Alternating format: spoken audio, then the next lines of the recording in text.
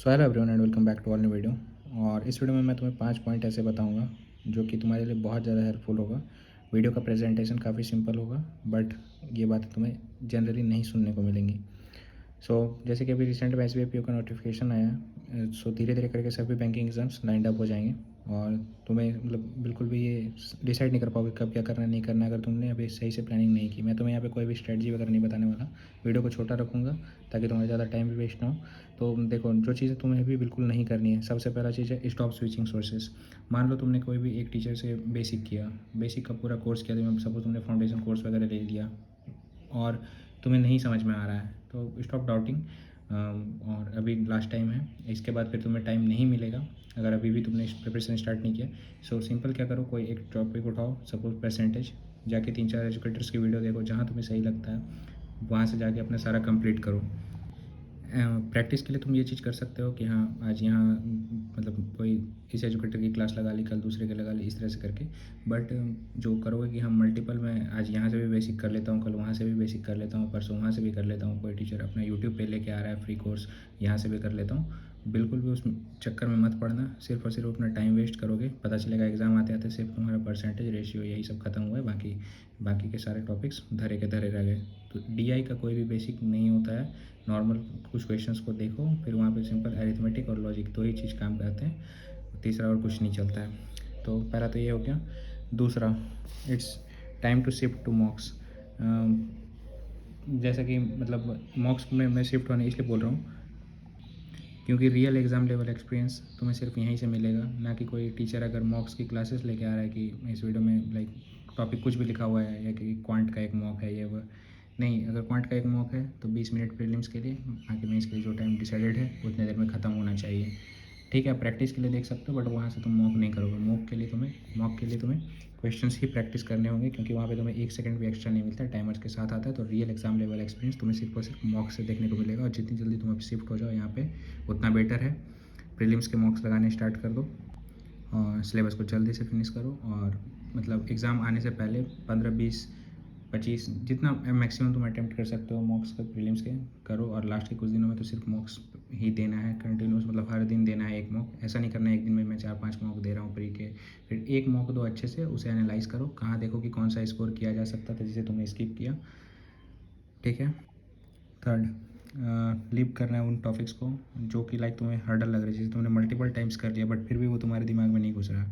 हर subject में majority of the students के लिए एक ना एक टॉपिक, एक दो टॉपिक ऐसा हो जाता है जो उनके दिमाग में नहीं घुसता। जैसे मेरे लिए मैथ्स में प्रोबेबिलिटी है, मैंने काफ़ी ट्राई किया बट वो नहीं आता है मेरे मतलब हाई लेवल क्वेश्चन किया, कब एक बेसिक लेवल का भी क्वेश्चन जो होता है जहाँ तक फार्मूले लग रहे हैं, ठीक है, बस थोड़ा सा अब होता है गेम, वहाँ नहीं होता है मुझसे, पता नहीं क्या है बट नहीं होता है।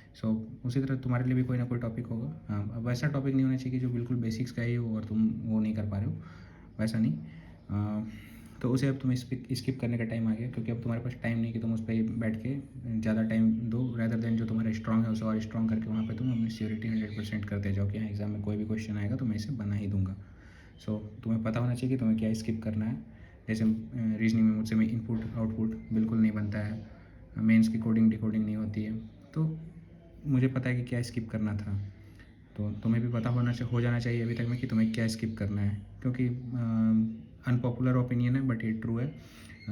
तुम्हें देखने को मिलेगा कि बहुत सारे लोग बोलते हैं कि कुछ भी मत छोड़ो, पता नहीं एग्ज़ाम में इजी आ गया फिर तुमसे नहीं बनेगा। बट एग्ज़ाम में इजी आएगा, घर पे बैठ के बोलना आसान है, एग्ज़ाम हॉल में जो प्रेशर रहता है टाइमर का, वो देख के वहाँ पे तुम्हें से ईजी क्वेश्चंस भी, अगर उस चैप्टर से रिगार्डिंग तुम्हें डर है तो एग्ज़ाम में प्रेशर के कारण तुमसे वो चैप्टर का ईजी क्वेश्चन भी नहीं बनने वाला है, बहुत कम चांसेस है कि तुम बना पाओगे। इस एग्ज़ाम में सिंपल इतना जान लो कि हार्ड वर्क से ज़्यादा स्मार्ट वर्क काम करेगा। तुम्हें पता होना चाहिए कि तुम्हें क्या स्किप करना है, क्योंकि उतना टाइम ही नहीं होगा मेंस में कि तुम सारे के सारे क्वेश्चन अटैम्प्ट करके आओ। Be practical. ठीक है। उसके बाद बहुत सारे बच्चे होते हैं कि अभी से करंट अफेयर्स को लेके इतना ज़्यादा टाइम दे रहे हैं कि दिन का 5 घंटा 6 घंटा करंट अफेयर्स को पढ़ रहे हैं, 2-3 सोर्स की वीडियोस देख रहे हैं, सब जगह की पीडीएफ कर रहे हैं। बेटर होगा कि थोड़ा सा अप्रोच को लॉजिकल बनाओ, और 2 घंटा दे रहे हो मैक्सिमम हो रहा है।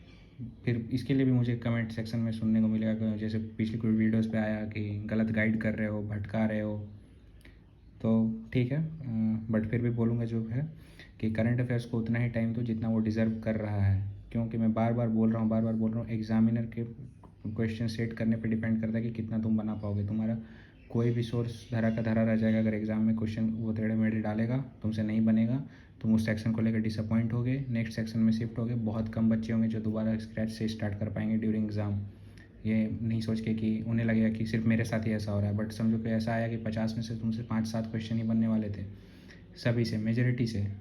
कुछ होंगे बहुत सुरमा जो कि लाइक 2-3 अटैम्प्ट करते हैं तो उनका क्वांट और रीजनिंग काफ़ी बहुत ज़्यादा एक्सेप्शनल अच्छा हो जाता है और उनके पास काफ़ी टाइम रहता है, तो वो सिर्फ और सिर्फ करंट अफेयर से बहुत ज़्यादा टाइम दे रहे होते हैं, तो उनसे समझो कि 10 अटैम्प्ट लग जाएगा। बट तुम जब एग्ज़ाम में प्रेशर के कारण तुमसे 3-4 क्वेश्चन बनेगा, तुम नेक्स्ट सेक्शन में शिफ्ट होगे, बस तुम्हें लगने लगेगा कि वहाँ तो ख़राब हो गया, तो जो सेक्शन तुमसे अच्छा भी होने वाला होगा तो वो भी ख़राब हो जाएगा। तो इस चीज़ को लेके बिल्कुल अभी से प्रैक्टिकल बनो, करंट अफेयर्स को उतना ही टाइम दो जितना वो डिज़र्व करता है। और एक चीज़, be practical, cut the noise and have the guts to accept the reality. ये मैं क्यों बोल रहा हूँ, बहुत सारे ब्लॉग्स वगैरह तुम्हारी फीड में भी आते होंगे कि what is my life after joining bank, like bank PO का तुम्हें दिखने को मिलता हुआ कि लीज पे मिला, इतना बढ़िया फ्लैट है, ठीक है। कोई क्लैरिकल में तो वो दिखा रहा है कि हाँ इतना बढ़िया है, वो बढ़िया। सिंपल एक जॉब है भाई, और फेरी टेल नहीं है। बैंकिंग में एक बार घुसोगे तो उसके बाद समझ में आएगा। सो प्रैक्टिकल रहो।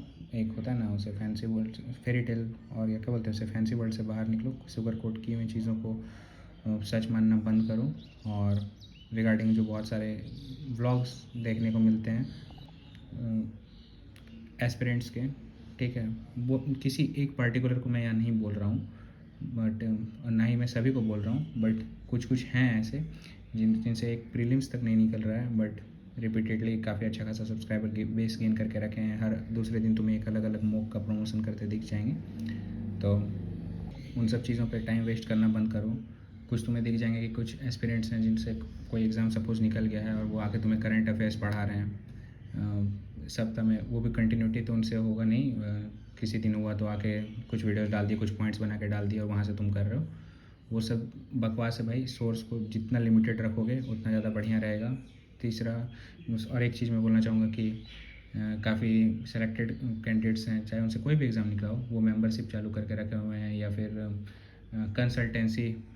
एक शायद बंदा है जिसका शायद आरआरबी में कुछ पीओ है या क्लरिकल में, नहीं, I don't know exact, but मैं नाम नहीं लूँगा, थोड़े से समझदार हो तो समझ जाएगा। वो बहुत ज़्यादा मीठा आके तुमसे बोलेगा, और उसने शायद कंसल्टेंसी वगैरह कुछ स्टार्ट किया था गाइडेंस के तौर पे टेलीग्राम पे। तो उन सभी चीज़ों को तुम्हारे बिल्कुल भी नीड नहीं है। तो एग्ज़ाम को हाइप करना बंद करो।